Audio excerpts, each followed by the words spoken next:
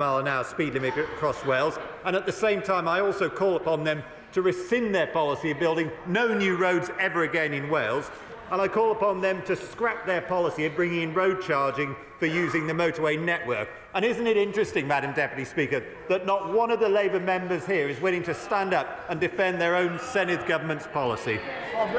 Thank you, Madam Deputy Speaker. We've already heard about the importance of the Welsh economy of tourism. Has my right honourable friend made any assessment of the impact on tourism which will be reflected and will disappear from Wales as a result of this blanket ban? Secretary of State.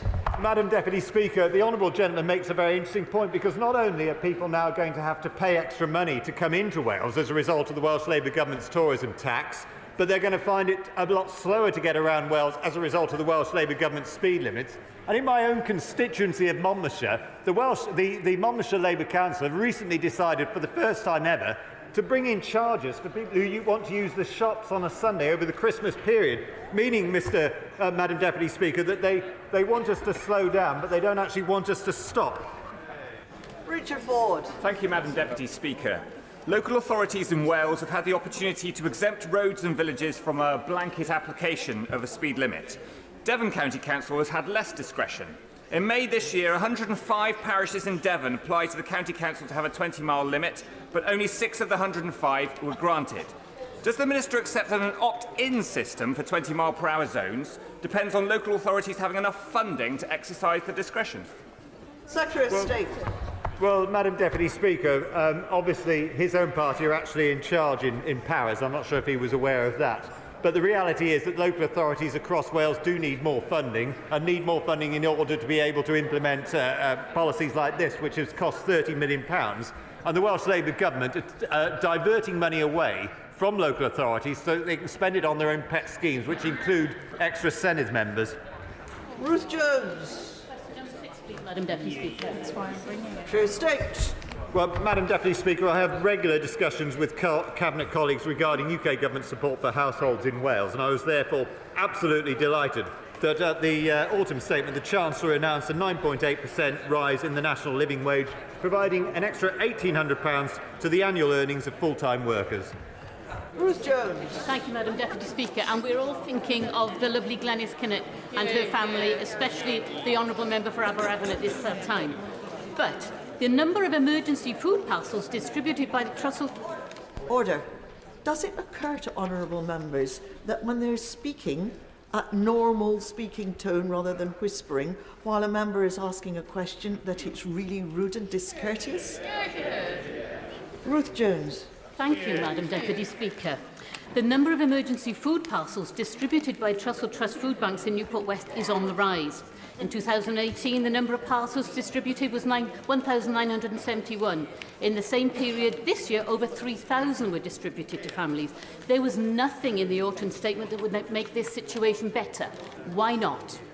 Well, yes, Madam Deputy Speaker, I must, with respect, disagree with the Honourable Lady. The fact that inflation has been halved is obviously going to be a benefit to anyone receiving food parcels.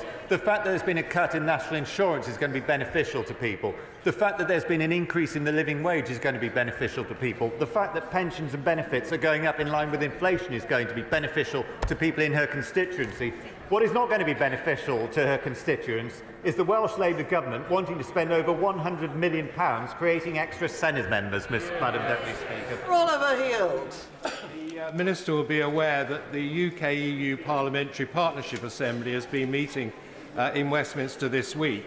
And one of the things which was particularly made clear by the co-chair, Nathalie Loiseau, MEP, was that Glenys Kinnock had made a huge contribution in the European Parliament, particularly in advocating women's rights, and that it was something that she particularly wanted to record. So it's not just in this Parliament that she'll be remembered for her role in politics. But does he agree with me that cutting national insurance contributions, the improvement to the national living wage and the cutting of inflation are crucial to Welsh households as they are across the UK?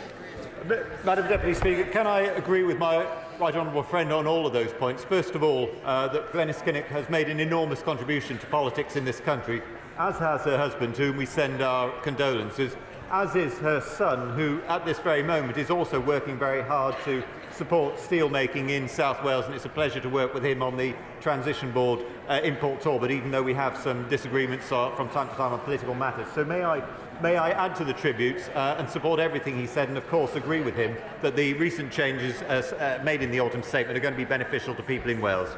Elaine Saxby. Question 7, please, Madam Deputy Speaker. Madam Deputy Speaker, I have regular, in fact frequent conversations with Cabinet colleagues and stakeholders to support the floating offshore wind industry, which will create high-quality jobs in Wales. The Government fully supports plans for up to 4 gigawatts of floating offshore wind in the Celtic Sea and is working to bring forward an additional 12 gigawatts through the 2030s, with the potential to bring forward up to £20 billion worth of investment. Elaine Saxby. Thank you, Madam Deputy Speaker. Previous offshore wind developments on England's east coast have shown that appropriate planning is needed to minimise disruption to communities.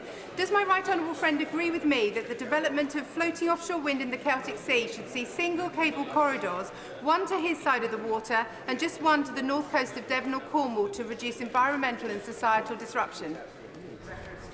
Madam Deputy Speaker, I know that the electricity systems operator are currently reviewing the design of connections for offshore wind projects. I met last week, possibly earlier this week, with the Crown Estates, and also have been meeting with National Grid to discuss some of the issues around cabling and the reconfiguration of the grid.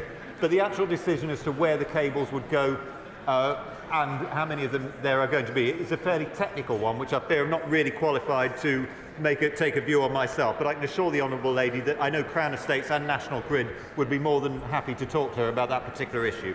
Jim Shannon. Thank you, Madam Deputy Speaker. Can I thank the Minister for his response to that question?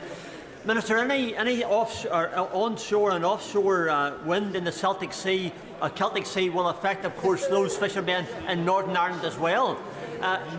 Can I have an assurance from the Minister when it comes to any plans for offshore wind, that the fishing organisations in Northern Ireland and down in Scotland and Wales will all have an input into where that happens, so that when it comes to fishing, that they won't be affected?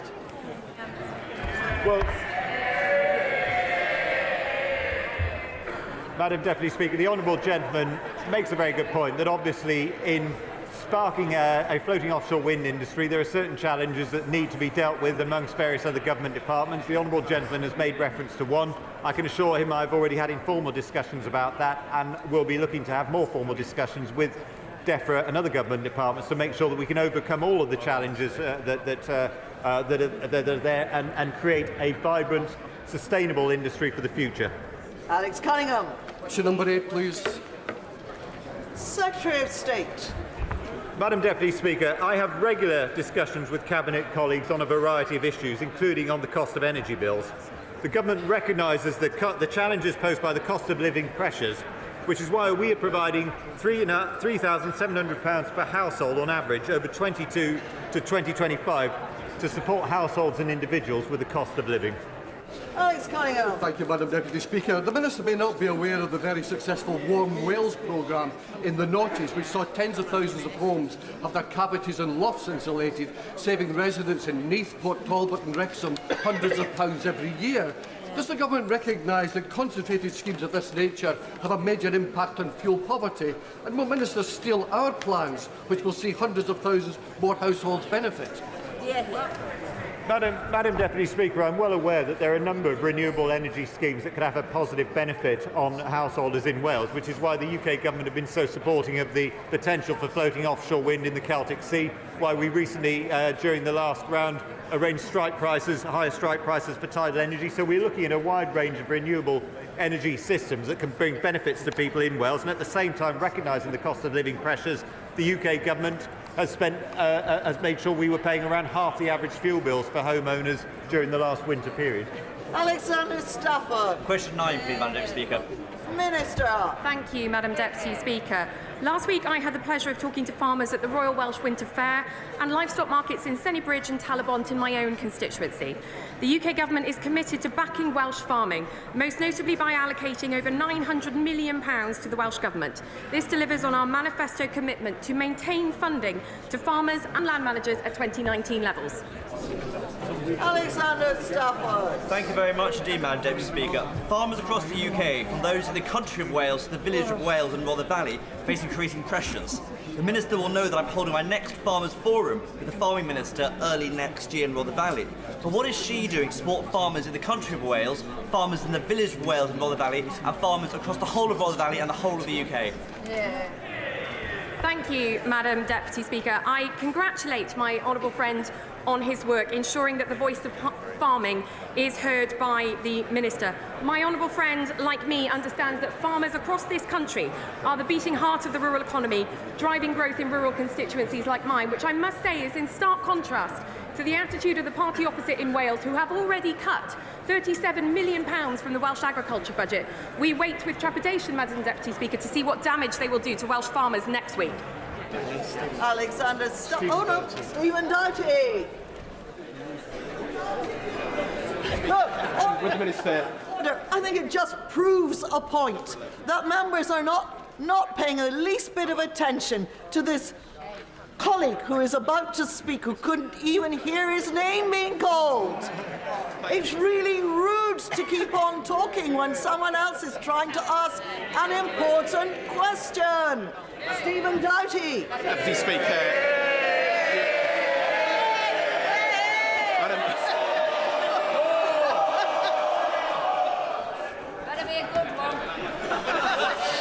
Madam Deputy Speaker, thank you for your generosity, and may I also pay tribute to my very good friends in the Kinnock family on the loss of Glenys, who was a dear friend to all of us, and also on the sad death of the former member for Rwanda. Can I ask the Secretary of State, constituents in Cardiff South and Penarth, number 11... He really has to do number 11. Minister. Thank you. Thank you, Madam Deputy Speaker. Here. Thank you, Minister. Thank you.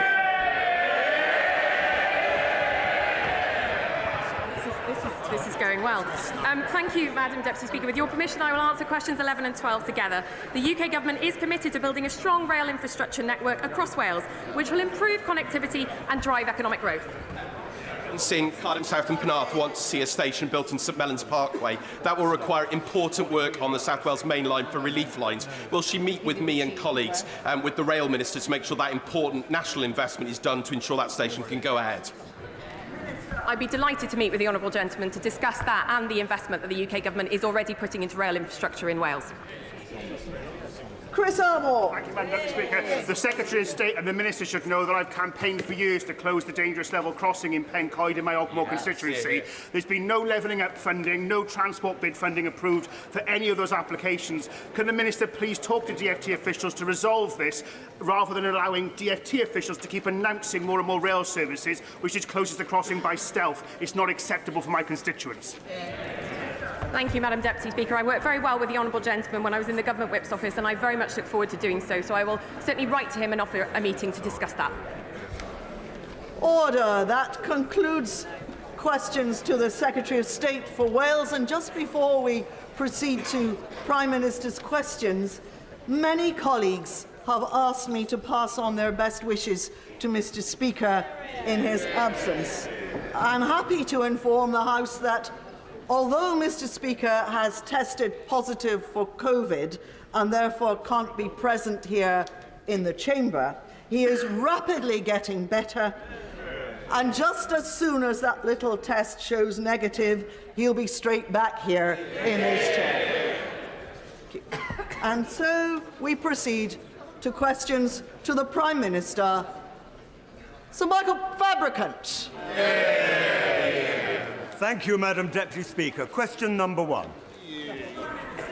Madam Deputy Speaker, can I welcome you to your place, and I know the whole House will wish the Speaker a speedy recovery. And before I answer my honourable friend's question, I know the whole House will also want to join me in offering our condolences to the family and friends of Alistair Darling, Glenys Kinnock and Lord James Douglas Hamilton. They made each an enormous contribution to public life and will be deeply missed. Madam Deputy Speaker, the Hillsborough families have suffered multiple injustices. The loss of 97 lives, the blaming of the fans, and the unforgivable institutional defensiveness by public bodies. I'm profoundly sorry for what they have been through. Today, the government has published its response to Bishop James Jones's report to ensure the pain and the suffering of the Hillsborough families is not repeated. I'm immensely grateful they have shared their experiences.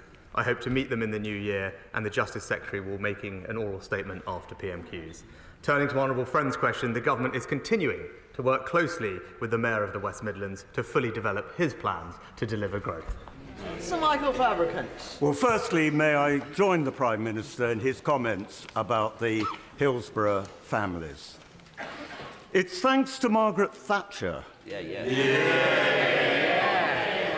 and her robust treatment of militant trade unions in the West Midlands, her contribution of £10 billion at today's prices to the motor industry in the West Midlands, that iconic names like Jaguar and Land Rover still exist.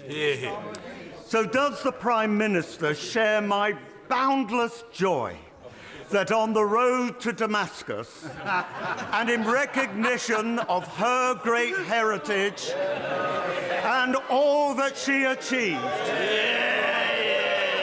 another fanboy has joined her great belief, the leader of the opposition.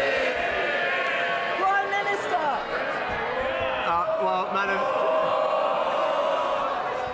Madam Deputy Speaker, the Right Honourable Gentleman is a fantastic champion of his area, and because of the pro-business policies of this government, I'm delighted to see the billions of pounds of investment by JLR in their move towards electrification in the region. But he is absolutely right. I am always happy to welcome new Thatcherites from all sides of this House. But it does say something about the Leader of the Opposition that the main female strong leader that he could praise is Margaret Thatcher and not his own fantastic deputy. Since question 1 was a closed question, we now go to question 2, Sarah Champion. Thank you, Madam Deputy Speaker. Question number 2. Madam Deputy Speaker, this morning I had meetings with ministerial colleagues and others. In addition to my duties in this House, I shall have further such meetings later today. Sarah Champion. Thank you, Madam Deputy Speaker. The Government is set to close the Household Support Scheme in March, cutting off crucial free meals for 12,000 Rotherham's children in the lowest income families. With the Government's cost of living crisis in full swing and energy prices about to increase again, how does the Prime Minister justify taking food from the mouths of my poorest children? Madam Deputy Speaker, what we are doing is ensuring that no child should grow up in poverty, and that's why not only this year we've provided considerable cost of living support worth over £3,000 to a typical household, more support this winter for pensioners, a record increase in the national living wage, and a full indexation and uplifting of welfare for the next financial year. But when it comes to children and food, Madam Deputy Speaker, not only do we fund the free school meals for almost 2 million children, we also introduced the Holiday Activity and Food Programme, which provides not just food but enriching activities to deprived children up and down the entire country, including in her local authority. Caroline Ansell. If there is one place where everyone should feel safe, it's in their own home. But the reality is that for some of the most vulnerable people, home is precisely where they can be most at risk. Terrorised by criminals who target them, move in, take control, and set up a base camp from where they sell drugs or facilitate prostitution in a horrendous form of exploitation known as cuckooing. It has happened in Eastbourne, and it is happening across the country. It is not an offence, but it should be, and wasn't cited in the Criminal Justice Bill debated last week. So can I ask my right honourable friend and the Home Secretary if they would meet with me and concerned colleagues to further discuss the issue? I agree with my honourable friend that cooking is an abhorrent practice that does often prey on the most vulnerable in society. As part of the government's antisocial behaviour action plan, the Home Office engaged with relevant stakeholders about whether a new criminal offence was necessary. The results of that engagement demonstrated that there are a range of existing powers that can be used to disrupt this activity, but of course I'll ensure that the relevant minister meets with her and updates on the work we are doing to share effective practice to tackle this abhorrent problem. Leader of the Opposition, Sir Keir Starmer. Thank you, Madam Deputy Speaker, and it's very good to see you in your place, and we wish the Speaker a speedy recovery. This week we lost two giants of the Labour family, and I thank the Prime Minister for his comments. Alistair Darling was a man of unassuming intelligence, warmth and kindness. He brought a calm expertise and, in private, a cutting wit, and devoted his love of his family was ever present. Our thoughts are with Maggie, his wife, Callum, Anna, who he loved so dearly. Glenys Kinnock was a passionate campaigner for social justice who changed lives home and abroad. She was a loving and supportive partner and mother, and her death is a huge loss to all of us. We are thinking of Neil, of Stephen, Rachel, and of all the family.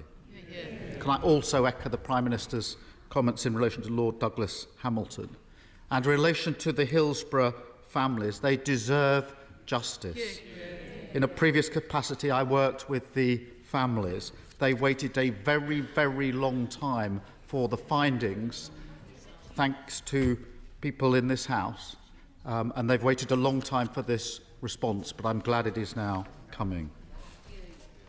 Madam Deputy Speaker, if the purpose of the Rwanda gimmick was to solve a political headache of the Tories' own making, to get people out of the country who they simply couldn't deal with, then it's been a resounding success. After all, they've managed to send 3 Home Secretaries there, an achievement for which the whole country can be grateful. So, apart from members of his own cabinet, how many people has the Prime Minister sent to Rwanda? Well, Madam Deputy Speaker, as I've been clear before, we will do everything it takes.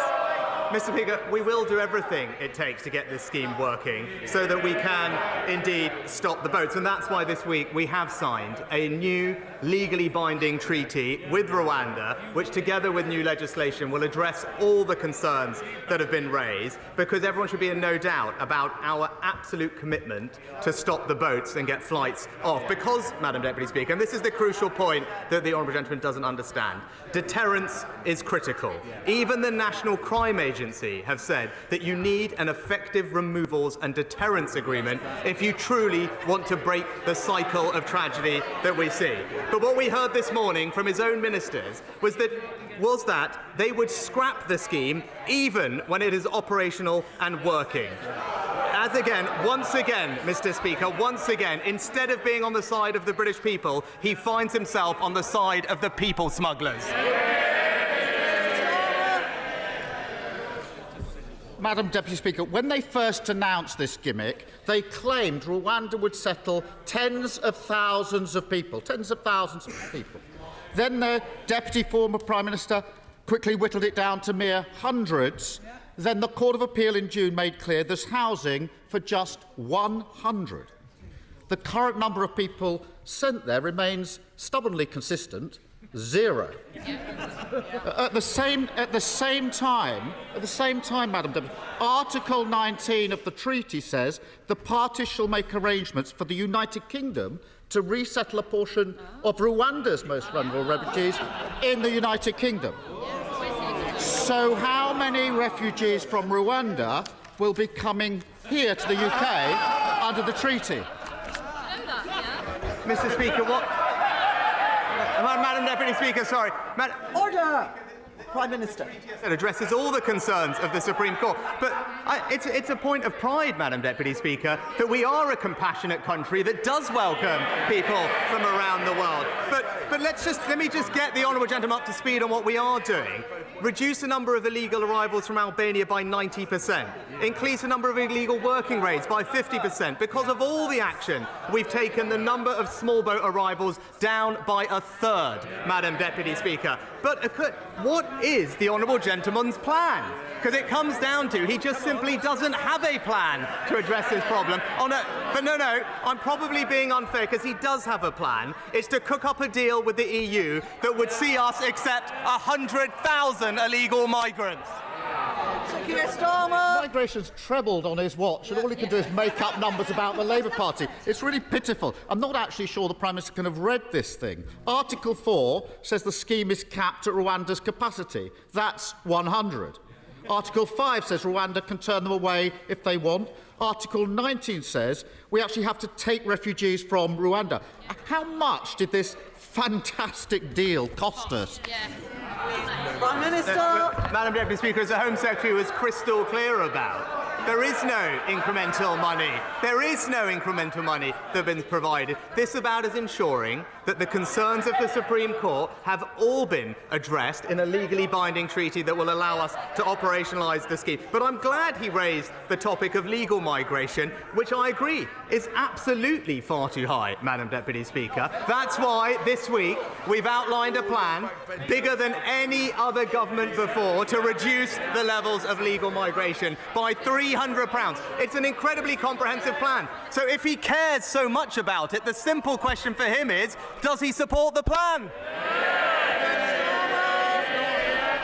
Madam Deputy Speaker, he clearly hasn't read it. Annex A says on top of the 140 million he's already showered on Rwanda, when we send people there under this treaty, we have to pay for their accommodation and their upkeep for 5 years.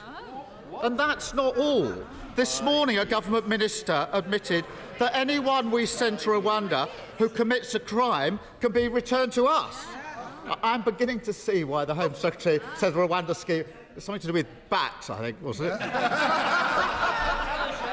What does he first think attracted Mr. Kagame to hundreds of millions of pounds for nothing in return?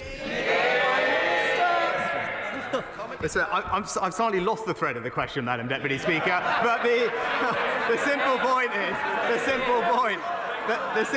is, there's a simple question here. If you believe in stopping the boats, as we on this side of the House do, you need to have an effective deterrence and returns agreement. It's as simple as that. The honourable gentleman is not interested in stopping the boats, which is why he's not interested in the Rwanda plan. In fact, Madam Deputy Speaker, we know that they don't want to tackle this issue, because even when this government was trying to deport foreign national offenders out of this country, they opposed it. Multiple members of his shadow front bench all signed a letter to me to that effect. But I don't need to tell him that, because he signed it too.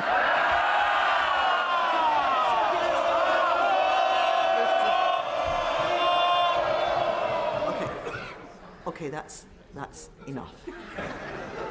Sir Keir Starmer. Madam Deputy Speaker, I would say that this treaty's got more holes in than a Swiss cheese, but I don't want to wind up the Prime Minister by talking about a European country again. Madam Deputy Speaker, you have to give credit to the Rwandan government. They saw this Prime Minister coming a mile off. You can only imagine their delight, their sheer disbelief, when having already banked £140 million of British taxpayer money without housing a single asylum seeker, the Prime Minister appears again with another offer they can't refuse.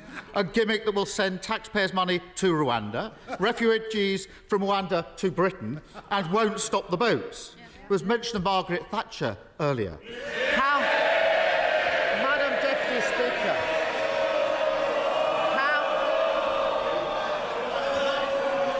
there's understandable excitement about the mention of the name. But the House must listen to the Leader of the Opposition, Sir Keir Starmer.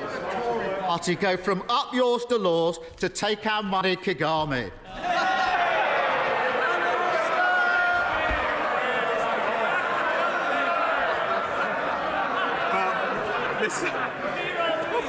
Mr. Speaker. Madam Deputy Speaker, when it comes to this European thing and Margaret Thatcher, this is the week that the Shadow Foreign Secretary, I think, didn't rule out rejoining the European Union.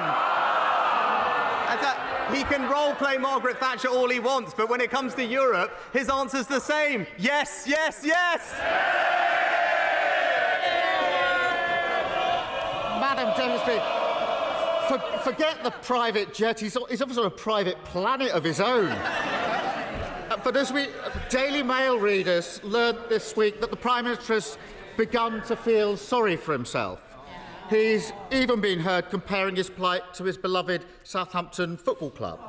I do think that's a bit harsh, because Saints have been on an 11-game unbeaten run, while, as the song has it, the Prime Minister gets battered everywhere he goes. But if you want the perfect example of how badly the Tories have broken the asylum system, last week the Home Office admitted that 17,000 people in the asylum system... Order! Order, come on. Sir Keir Starmer. Thank you. If you want the perfect example of how badly they've broken the asylum system, Madam Deputy Speaker, last week the Home Office admitted that 17,000 people in the asylum system have disappeared. Their exact words, it's hard to believe this, we don't think we know where all these people are. Now, you might lose your car keys, you might lose your headphones, you might lose your marbles. How do you lose 17,000 people? Prime Minister! Well, Madam Deputy Speaker, I mean, on the topic of football teams, he used to describe this Rwanda policy as immoral, and yet his football team has a Visit Rwanda badge on the side of them. But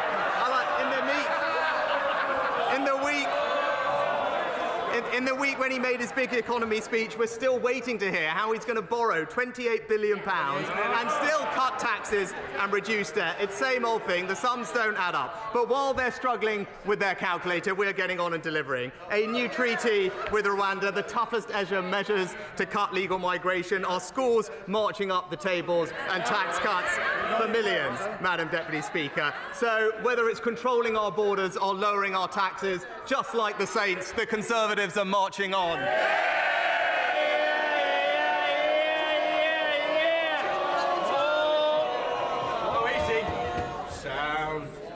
Thank you, Madam Speaker. Madam Speaker, I'm getting fed up with sitting in traffic jams in my constituency caused by contractors digging up roads, involving lane closures and temporary traffic lights, often invoking utility company emergency powers that turn out not to be emergencies, and often with no sign of anybody doing any work, particularly over weekends. So I set up a campaign to name and shame these inconsiderate contractors. But it turns out that when they cause all this chaos, when they breach the rules of their permit, the maximum penalty is an £80 fixed penalty notice. So will the Prime Minister back my campaign and support better enforcement and realistic levels of fine? Well, my honourable friend makes an excellent point, and that's why we've set aside £8 billion as a result of our plans on HS2, Madam Deputy Speaker, which is enough to resurface over 5,000 miles of road to improve journeys, a cornerstone of our plan. But also, we are introducing a range of measures, as the honourable gentleman says, to reduce congestion from roadworks. Contained in the plan for drivers is a scheme for greater fines and penalties to ensure that works do finish on time, and I'll make sure that we look at his suggestion, and I wholeheartedly back his campaign. Leader of the Scottish Nationalists, Stephen Flynn. Thank you, Madam Deputy Speaker. Is the Prime Minister worried that he is projected to be the first Conservative Party leader to lose a general election to a fellow Thatcherite?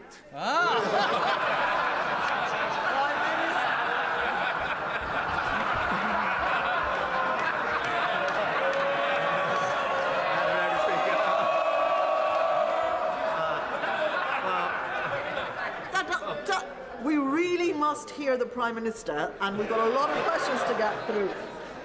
It's not the Prime Minister's opponents who are giving him trouble. Prime Minister.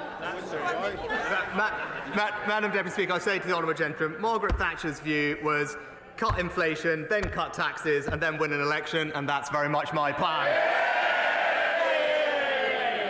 Of course, Madam Deputy Speaker, it's not just in relation to Margaret Thatcher where the Tory and Labour leader appear to agree. The same is true of the government's latest migration policies. Now, for those of us on these benches, we aren't afraid to say that we believe migration is a good thing. It enriches our communities, it enriches our economy, it enriches our universities, our schools, our health service and, of course, our care sector. So in that regard, can I ask the Prime Minister, why does he think it is acceptable to ask people to come to these shores to care for our family members, whilst we show complete disregard for theirs? What has become of this place? Well, Madam Speaker, it's completely wrong. No, as we've already said, we have a proud track record of welcoming those who are most vulnerable around the world. Over 500,000 over the past few years from Syria, Afghanistan, Ukraine, Hong Kong and elsewhere, and that's what this country will always do. But at the same time,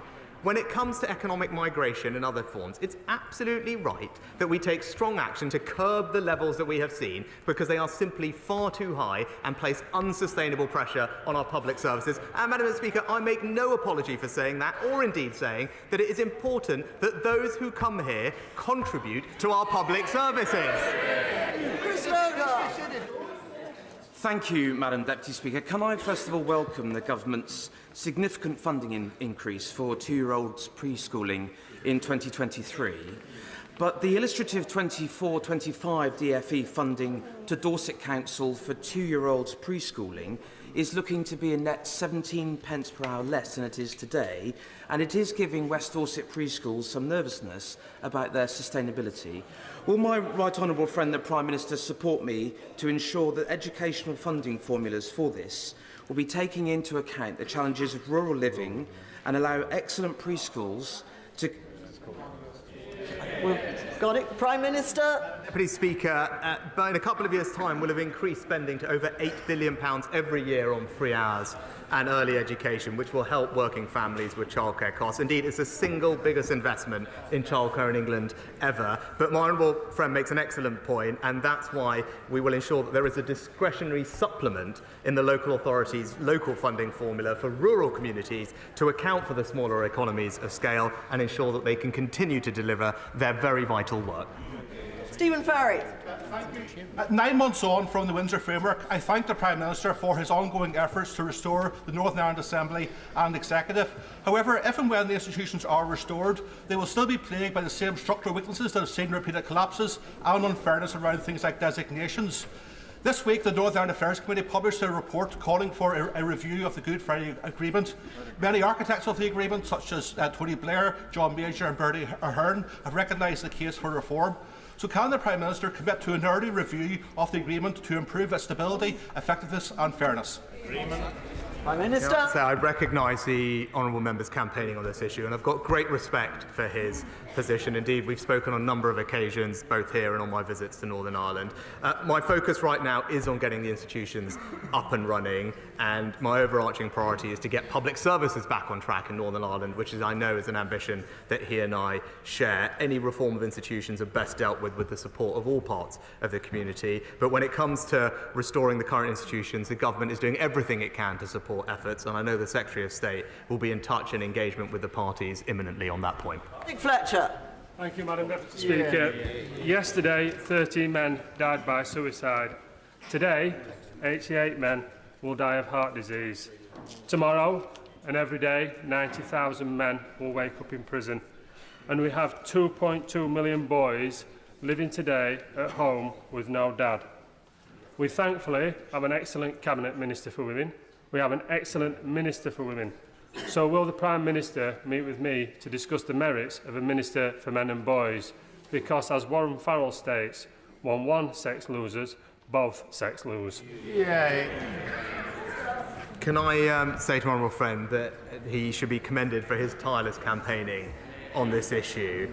He's particularly right to focus on suicide, and that's why I'm grateful for his engagement with the suicide prevention strategy, which sets out the actions that we will take to reduce suicides in the coming years. But it's also a thanks partly into his campaigning that on International Men's Day we announced that we're appointing the first men's health ambassador and launching a men's health task force, and I look forward to continued collaboration with him so that we can represent his concerns adequately. Simon Lightwood. Thank you, Madam Deputy Speaker. Convicted criminals are being held in police station cells across West Yorkshire because this government has completely failed to deliver more prison places.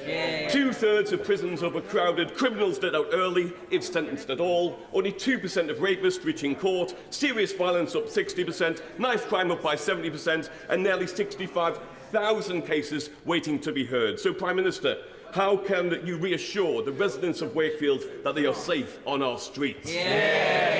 Well, Madam Deputy Speaker, we have a clear plan to protect victims, punish criminals and cut crime. We're investing £400 million more, in fact, in prison places, on top of the £4 billion that I announced as Chancellor, which is delivering 20,000 new cells. We're also making sure that rapists serve every day of their sentences and ensuring that life means life for the worst offenders, something that I hope that the Labour Party will be supporting soon. Sir Oliver Heald. My constituents, Kerry and Francis Menai-Davis, are in the public gallery today, and they lost their son after a long battle with cancer where they visited him in hospital every day. They've set up a charity called It's Never You to help parents in that situation, and on Monday I intend to present a bill which would ask the government to report on what support can be given to parents in that situation, and I hope he might ask ministers to discuss this with me so that we can find a way forward to help parents in this dreadful situation. Well, can I express my sympathies to my royal friends' constituents for what they have been through and commend them for setting up the It's Never You charity. I will ensure that the organisers and he get the appropriate meeting with the Minister to discuss their important work. He's absolutely right. Parents that are in that situation should have all the support that they need, and we'll make sure that that happens. Rebecca Long-Bailey. Thank you, Madam Deputy Speaker. 1 in 5 of my residents live in fuel poverty, and this winter looks to be the most brutal yet, according to Cornwall Insights, with the current trajectory in energy prices expected to be the new norm for the rest of the decade. As the Prime Minister will know, one of the best ways to support households would be the introduction of a social tariff. He promised a consultation by summer this year. We're still waiting. When will the consultation be released? Madam Deputy Speaker, we've also provided considerable support in the here and now for households with their energy bills. £900 of direct cost of living support this financial year on top of a record increase in benefits, along with winter fuel payments of up to £300 this winter for pensioners because they're particularly vulnerable. And we will continue to look at all support that we have to ensure that those who need it are getting the help that they deserve. Andrew Selous. COP28, will the Prime Minister salute South West Bedfordshire's contribution to our nation's energy security for having had the tallest wind turbine in England, the largest battery in Europe, and now the most powerful wind turbine in England, which has local support? And can we also ensure that my constituents now get cheaper energy bills for hosting this vital infrastructure? Madam Deputy Speaker, I can say that we are looking exactly at how local communities can benefit when new infrastructure is in their vicinity as part of our new plan for increased energy security. But also, can I commend his local area for the contribution they're making to our clean energy transition? It's a great example of this country's fantastic track record in delivering net zero and decarbonising faster than any other major economy. Not something that you'll hear from the party opposite, but something that we on this side of the House are very proud of. Madam Deputy Speaker, the government failed on their legal duty to publish a report on spiking by April, stating that they were reconsidering whether their rationale for not introducing a specific offence for spiking was sound. Will the Prime Minister clarify when and if this spiking report will ever be published? And does he agree with me and colleagues right across this House that the only sound approach to this issue is to create a specific criminal offence for spiking? Well, Madam Deputy Speaker, this is an issue that has been reviewed by legal police colleagues. My latest understanding is that the existing laws did cover the offence of spiking, but of course I'm happy to ensure that she gets a letter which explains the position. Paul Holmes. Very kind. Not content with being the third most indebted council in England with a debt of 670 million, Lib Dem Eastleigh Borough Council recently refinanced their failed One Horton Heath housing project to the tune of £148 million with no houses built and interest payments of £386,000 per month. Will the Prime Minister now ask DULUC to intervene and independently investigate this development and ask for a meeting with the Minister relevant to discuss this terrible decision by Eastleigh Borough Council? Well, Madam Deputy Speaker, I am aware that some local authorities, including the one he mentioned, have taken excessive risks with borrowing and investment practices. That's why we've taken a range of measures to strengthen the regulatory framework to prevent this from happening, and that includes new powers that make it quicker and easier for the government to step in when councils do take on excessive risk through borrowing. I'll ensure that he gets a meeting with the relevant minister to raise his concerns, because his constituents deserve better. Mary Glendon. Thank you, Madam Deputy Speaker. National Energy Action says 13% of North Tynesiders are in fuel poverty. 3,000 homes have legacy prepayment meters, and we are in the bottom 5% for energy efficiency. But the Chancellor announced no new funding to help people this winter. We're now in Advent, so what Christmas message does the Prime Minister have for my constituents who are freezing in their homes? Well, Madam Deputy Speaker, as I've outlined, we've provided considerable support for particularly vulnerable families this year and through this winter. We're also investing record sums in improving the energy efficiency and insulation of vulnerable homes through our home upgrade scheme, and indeed the Warm Homes discount, which on average can save people hundreds of pounds in their energy bills when they receive that support, and we're expanding those programmes across the country, including in the North East.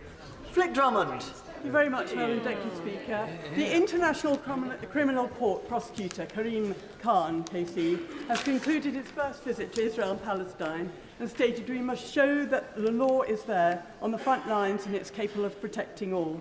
What support will Britain offer to the International Criminal Court to conduct investigations into the conduct of all parties in Israel, Gaza and the West Bank before and since October the 7th? Well, Madam Deputy Speaker, as is well known, we are a strong and long-standing supporter of the International Criminal Court. When it comes to the situation in Gaza, we have been consistent in saying that international humanitarian law has to be respected. All parties must take every possible step to avoid harming civilians, and I can say that I stressed this point specifically just yesterday to Prime Minister Netanyahu. Gregory Campbell. Thank you. The Prime Minister is aware that the household tax known as the television licence fee is due to rise in April in line with inflation. Given the ongoing household budget constraints that all our constituents are faced with, increasing childcare costs as well as ongoing unresolved staffing issues at BBC Northern Ireland, National BBC Television, National BBC Radio, is now not the right time to proceed with an even larger £3.7 billion licence fee budget enhanced yet again? Well, Madam Deputy Speaker, we have already agreed a fair settlement with the BBC that will see the licence fee remain frozen until 2024. I think the Honourable Member raises an excellent point, and I've been clear that the licence fee in the BBC needs to be realistic about what is possible in an environment like this, and it should only rise at a level that people can actually afford. The Culture Secretary has said we're looking at this issue right now, and she'll set out more detail in due course. Jack Burton. Thank you, Madam Deputy Speaker. Longton, which is the largest town in my constituency, has not benefited from future high streets funding, from town deals, or the latest long-term plan for towns. So will my right honourable friend ensure that we can have some investment into Longton from the government, and particularly does he agree with me that the latest award of HLF money to Stoke-on-Trent, some of that should definitely be invested in Longton? My honourable friend is a tireless champion for his local community, and I know there has been considerable investment in his area over the past few years in lots of different ways. He makes an excellent point about making sure that nobody misses out from the considerable resources that are being invested in Stoke, and I'll ensure that the Levelling Up Department takes his concerns very seriously. We are running way over time, but I appreciate it would be great disappointment to people whose names are on the order paper if they're not called.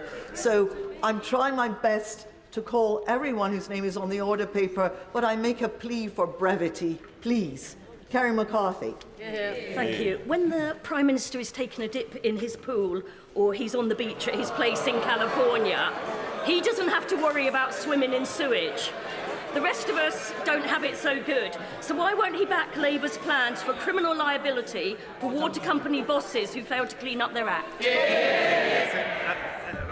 Madam Deputy Speaker, we've already brought forward regulations that ensure there can be unlimited fines for water companies, and there have been dozens of criminal prosecutions. But what I would say is, when we had a plan, when we had a debate in this House on exactly a plan that would do all of this, who didn't show up to vote? It was the Labour Party. James Sunderland. Very good point. Madam Deputy Speaker, in recent weeks I have seen firsthand the extraordinary work conducted by specialist care staff at accident and emergency. As politicians, we are often guilty of using the NHS as a political football, but when it becomes personal, one is reminded that what we have in the UK is very special. Will the Prime Minister join me in simply thanking our superb NHS staff in Bracknell, across Berkshire, in neighbouring Basingstoke and Brinley Park hospitals and beyond? Madam Deputy Speaker, NHS staff are at the heart of what makes our health service work. There wouldn't be an NHS without them. Their skill, their expertise, their dedication. I was delighted that I could pay them my thanks last week in person, and I join my honourable friend in thanking NHS staff, not just in his constituency, but right across the country, for their dedicated hard work and public service. Dame Nia Griffith. Thank you very much, Madam Deputy Speaker. Well, it's now 6 years since Bishop James Jones published the Hillsborough Report, and only today, finally, do we get the government response. But when will the government introduce not just a voluntary charter or an independent public advocate or a code for ethical policing, but a full Hillsborough law to force those in public office to cooperate fully with investigations and to guarantee fairer funding for those affected by major tragedy to challenge public institutions? Well, Madam Deputy Speaker, as I've said, I'm profoundly sorry for what the Hillsborough families have been through, and as I said, my honourable friend, the Justice Secretary, will be making a full statement immediately after PMQs. Dr. Caroline Johnson. Madam Deputy Speaker, and I refer members to my registered members' interest. As someone who has worked as a junior doctor, I understand it's a demanding job and I have sympathy with the challenges they face. However, the strikes that are planned over the festive period threaten public safety and they will delay people's treatment. Causing patient suffering in the pursuit of more money for oneself is, in my view, morally indefensible. Can the Prime Minister tell the House what concrete steps he is taking to prevent these strikes and whether he'll bring forward minimum service legislation to protect patients in case they do? My honourable friend makes an excellent point and speaks from a position of experience on this issue. The government has now reached settlements with every other part of the public sector, including most recently consultants, and I'm grateful to them for their constructive engagement with the government. The junior doctors are taking action in the face of a recommendation from an independent body of a 9% pay rise on average, the highest increase across the entire public sector. The government has gone beyond that in conversations with them, and they have still decided to take damaging strike action. It is wrong, and that is why we've introduced minimum service levels to ensure that we can guarantee a safe level of care for patients across the NHS. And it would be good to hear at some point from the Labour Party whether they will get off the fence, condemn these strikes, and back these minimum service laws. Thank you, Madam Deputy Speaker. Universal credit is broken.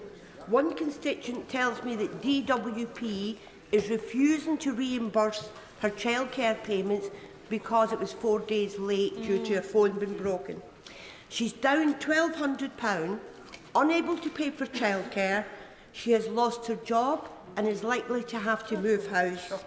With 3 weeks to go before Christmas, she is extremely anxious and distressed. Does the Prime Minister realise the real consequences for real people of this broken system? Well, Madam Deputy Speaker, I'm sorry to hear about the circumstances of the Honourable Lady's constituent, and if she writes, I'll make sure that we get specific support in place for her and ensure that she gets access to what she needs. But when it comes to universal credit, I do strongly disagree with her, in fact. It was only because of the actions of the Right Honourable Member for Chingford and Woodford Green that universal credit was implemented, and it is the only reason we were able to get support to millions of vulnerable people through the pandemic. It was because we replaced the legacy system with universal credit credit that that was possible, and it was opposed at every step by the Labour Party. Simon Baines. Thank you, Madam Deputy Speaker. It is always a pleasure to work closely with my right honourable friend, the member for Montgomeryshire, in delivering important projects like the Llanamannock Pant bypass on the border with North Shropshire, and today is another example of our partnership. As my right honourable friend is unfortunately unable to ask a question in his role as the Prime Minister's PPS, would the Prime Minister join me in highlighting his work with the FUW, the Farmers Union of Wales, in organising the terrific celebrations of Montgomeryshire Day in the Jubilee Room straight after questions?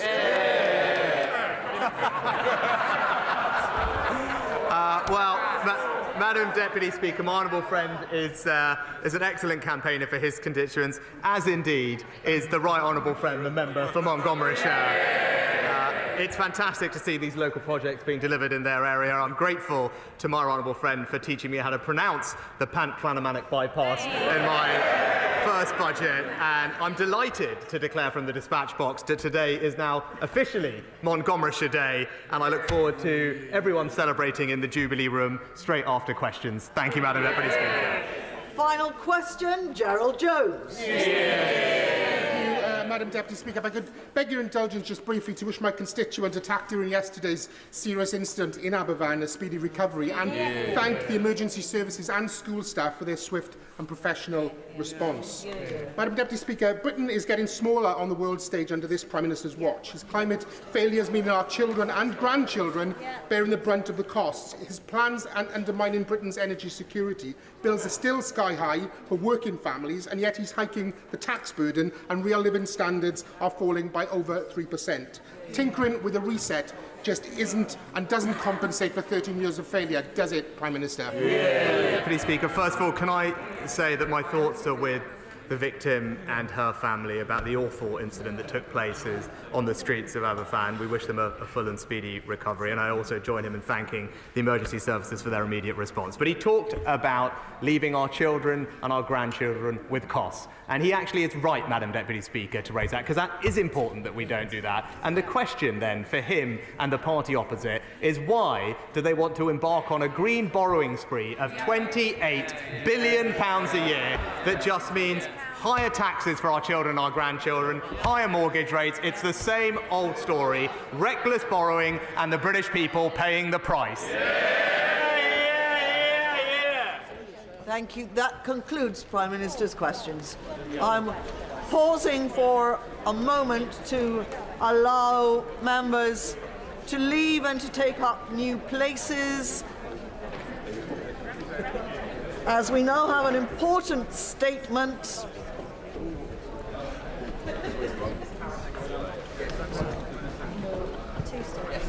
And now that everyone is in place, I would ask members who are leaving to do so quietly, to do so quietly, please. A little bit of politeness to others goes a long way. Statement, the Lord Chancellor. Thank you, Madam Deputy Speaker. And with permission, I would like to make a statement on the Government's response to Bishop James Jones's report, The Patronising Disposition of Unaccountable Power, a report to ensure the pain and suffering of the Hillsborough families is not repeated, and on the steps we will take to respond to the points of learning contained therein. Madam Deputy Speaker, Bishop James has done our nation a great service, and his report is an exceptional piece of work. I want to salute the Hillsborough families for the assiduous care that they have given to help create this report and forge the response that flows from it. I had the privilege of meeting many of the families in Liverpool in June this year, alongside the former Home Secretary. I was deeply moved to hear of their experiences and by the dignity with which they shared them. But perhaps even more affecting was their unflinching determination to make sense of the senseless and bring about change for others. That is the true mark of compassion, campaigning selflessly for change, knowing that nothing that any government can do will bring back their own loved ones or temper their grief. The Hillsborough families have, through their determined efforts over decades, created a lasting legacy, a national legacy, that is a tribute to their loved ones. At the start of his report, Bishop James expressed his hope that we might be a better nation for having listened to them. We are, and they deserve the thanks of our nation. Second, I also pay tribute to those in this House who continue to campaign on behalf of the Hillsborough families and for families bereaved by other tragedies, including the member for Garston and Halewood, Halton, Wirral South and Liverpool West Derby. I thank former members of the House who have given important support to the families, including Steve Rotherham and Andy Burnham, and I of course thank the former Prime Minister, the Right Honourable Member for Maidenhead. Quite apart, and I thank Glenn Taylor indeed for his vital work on the ongoing independent forensic pathology review. Quite apart from its important recommendations, Bishop James's report laid bare the truly devastating experiences of those bereaved by the Hillsborough disaster on the 15th of April 1989. An unimaginable tragedy unfolded. 97 innocent men, women and children ultimately lost their lives. Hundreds more were injured and traumatised by what they saw. But for Hillsborough's bereaved and survivors, that terrible day was only day one of an enduring ordeal. And in the days and decades thereafter, it became clear they suffered a double injustice. First, there was the abject failure of the police and others at the ground to protect their loved ones, failures described in Lord Justice Taylor's 1990 report as, quote, blunders of the first magnitude. Then they faced years of unforgivable institutional defensiveness.